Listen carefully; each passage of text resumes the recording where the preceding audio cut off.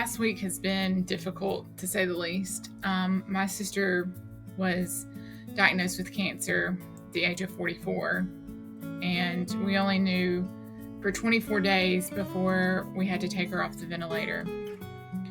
I was lucky enough to have been able to stay with her in the hospital for her last night. However, once she was in the hospital, she wasn't able to speak or even breathe on her own. It was very fast and aggressive, which I'm thankful that it wasn't slow and painful for her. In addition to losing my sister, I've also lost my mother-in-law and a very, very close, dear friend of mine within the last 4 months.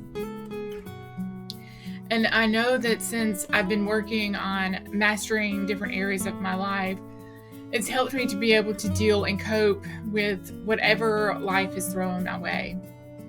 However, that doesn't negate the fact that I'm still grieving, and I will grieve for a while, if not my whole life, for these loved ones that I've lost this year. And for this reason, I decided to create this video to re-educate myself and remind you about different aspects of grief and how it affects our lives, because it's a universal experience for all of humanity. So let's get started.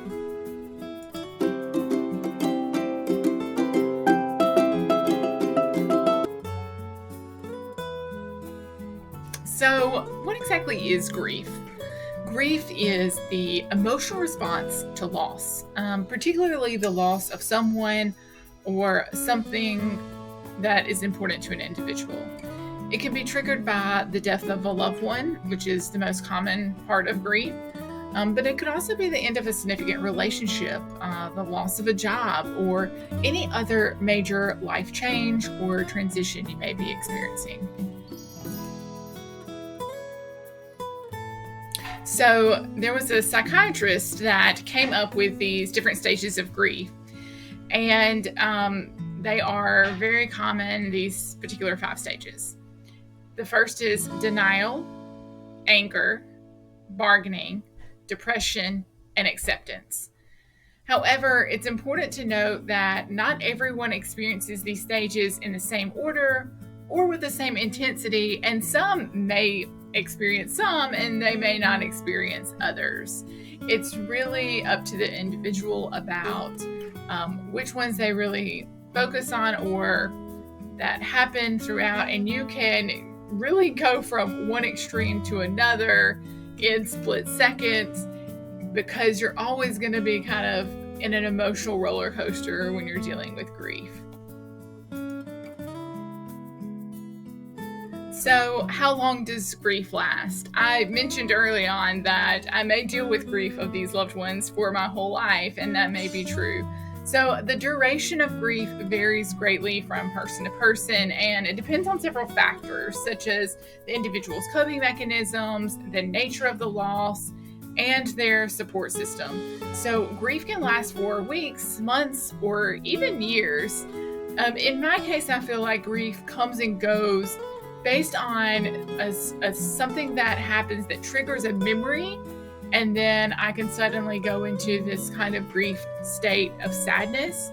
And typically for me, it's very temporary and only lasts, 5 minutes. And I'm basing that on my memories of that individual person. But it's honestly very different for every individual. So no matter what your grief is, just know that however you're experiencing it, it is meant to be however you are doing it. There is no right or wrong way or length of time that it requires. So grief is actually a very common thing. Everyone is going to experience the loss of a loved one. Everyone may experience the loss of a job or a transition that you're not used to, or the loss of a friendship. And it's normal and a natural response to loss. So it's a way for individuals to process and to come to terms with the profound changes that are occurring after losing something or someone that is significant in their life. So, what are some common symptoms of grief? That could include sadness, crying, shock, numbness, guilt, anger, difficulty sleeping, a loss of appetite, and feelings of emptiness. Grief can also have physical effects on your body.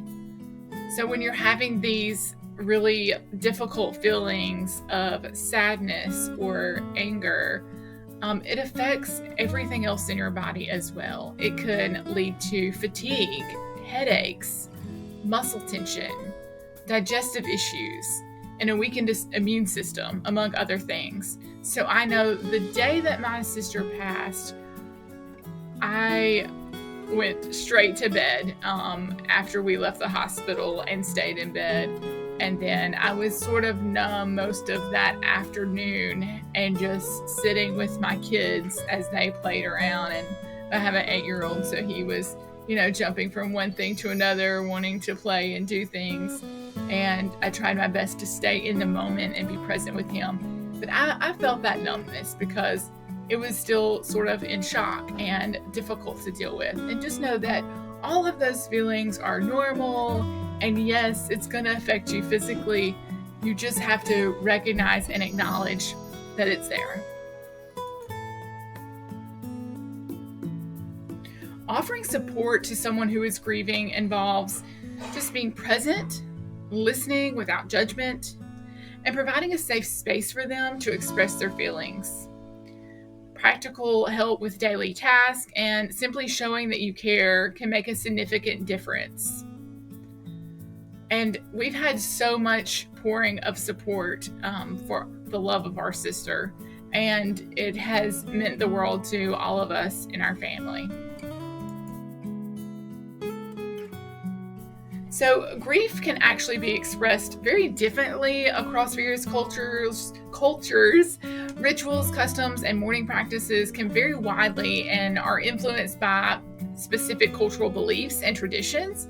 But as far as the American culture, it's generally acceptable to be openly expressing those emotions related to grief, such as sadness, anger, frustration, crying, talking about the loss, and sharing memories of the deceased are common ways to express grief. Funerals and memorial services are typical after the loss of a loved one. These events serve as opportunities for family and friends to come together, to mourn, to celebrate the life, and to offer support for each other. Sending sympathy cards or offering condolences in person or through social media is also a common practice and allows people to express their support and let the bereaved know that they're not alone. Americans often turn to friends, family, or support groups to talk about their feelings and find comfort during times of grief. So, grief and depression can share similar symptoms, but they are distinct experiences. And grief is a natural response to loss, while depression is a mental health condition that may require professional intervention.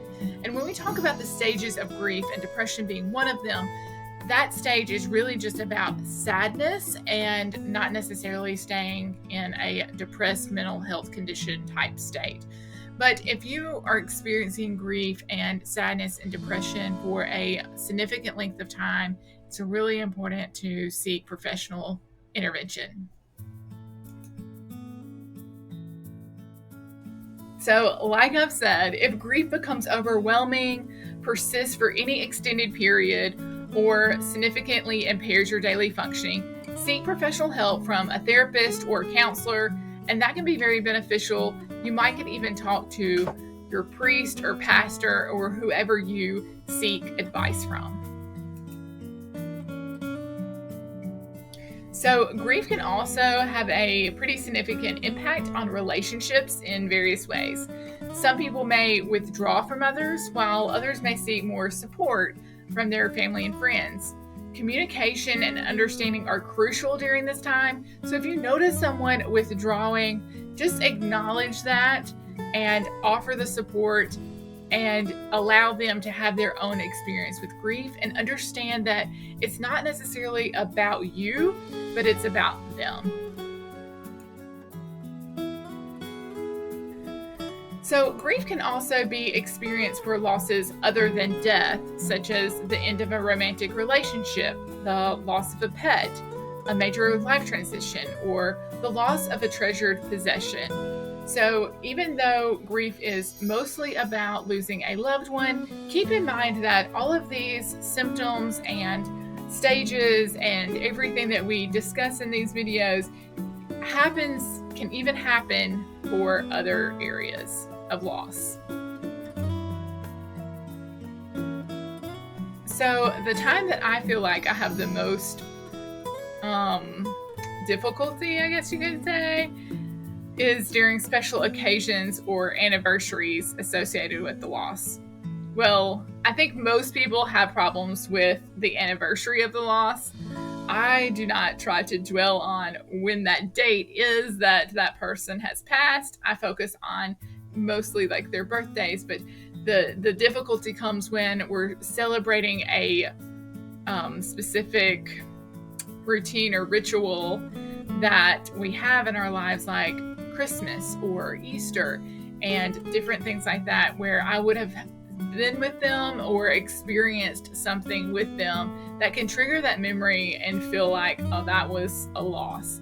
It can be helpful to just acknowledge those emotions and memories and plan ahead for how to spend the day and seek support from loved ones if that is the case, that you're experiencing those feelings during their anniversary associated with that loss. Many people find that going through the grieving process can lead to personal growth and a deeper understanding of life and the human experience. It can also foster resilience and a greater appreciation for the value of relationships and connections.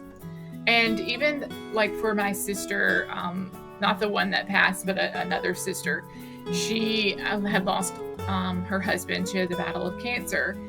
And after that experience, it's really helped her focus on herself as far as not trying to run the rat race and to just be more present and to slow down her life and not take it as so, I'm not sure exactly what the right words are for that, but, you know, just trying to do it all and get everything done and accomplish something. You know, she's trying to live more presently and in the moment at a slower pace of life.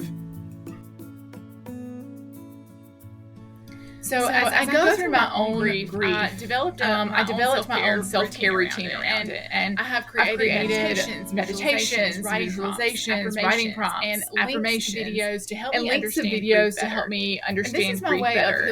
And this is my way of healing myself through this process. Along with gaining support from others. A copy of this 7-day program, you can visit my shop at masteryourmoment.net. So as I go through my own grief, I developed my own self-care routine around it, and I've created meditations,